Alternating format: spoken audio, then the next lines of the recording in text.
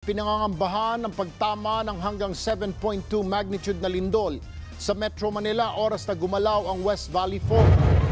Naalarma marami nang pumutok ang balita tungkol sa West Valley Fault. Dahil hinog na, pwede raw itong gumalaw anumang oras ayon sa PHIVOLCS.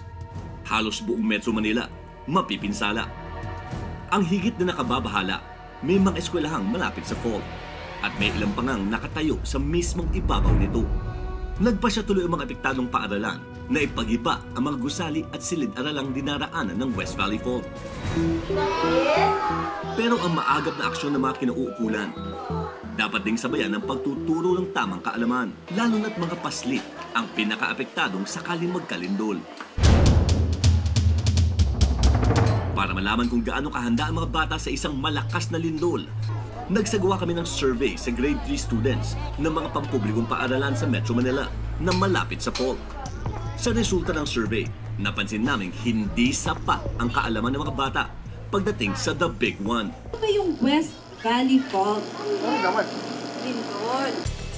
Para madagdagan ang kanilang kaalaman, nagsagawa ng Oplan Handa sa Eskwela ang Rescue 5 sa mga eskwelahang apektado ng West Valley Fault, tulad ng Alabang Elementary School, Bully Elementary School sa Muntinlupa, at Tibagan Elementary School sa Makati. Bukod sa mga matututunan nila sa loob ng classroom, gusto rin ng Rescue 5 na turuan ang mga bata ng tamang paghahanda sa sakuna, lalo na sa lindol. Dahil ang eskwelahang ito ay isa sa mga pinakamaapektuhan kapag gumalaw ang West Valley Fault.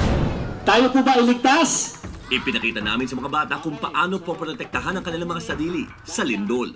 And drop! Ang mahalaga yung ulo natin, protektahan natin. Naka-hold on.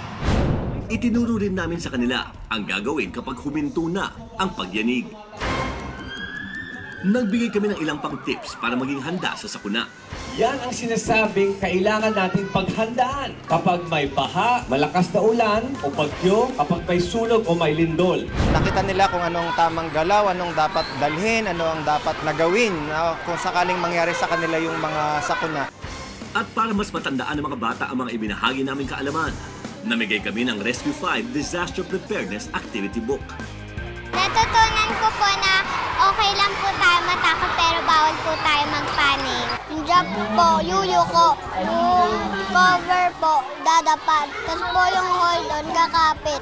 Kasi po hindi po ako, kapag po ginawa ko po, hindi po ako tatama ng mga bato. Pagkatapos na po ng lindol, tumayo na po kayo at pumila po kayo na maayos para po maglakad lang po kayo, wag po kayo tatakbo para po makapunta po kayo kaagad sa evacuation. Payo namin sa mga bata, lagi nilang tatandaan na hindi dapat matakot o mataranta sa oras ng sakuna dahil basta't armado ng tamang kaalaman at kahandaan, tiyak ang kanilang kaligtasan.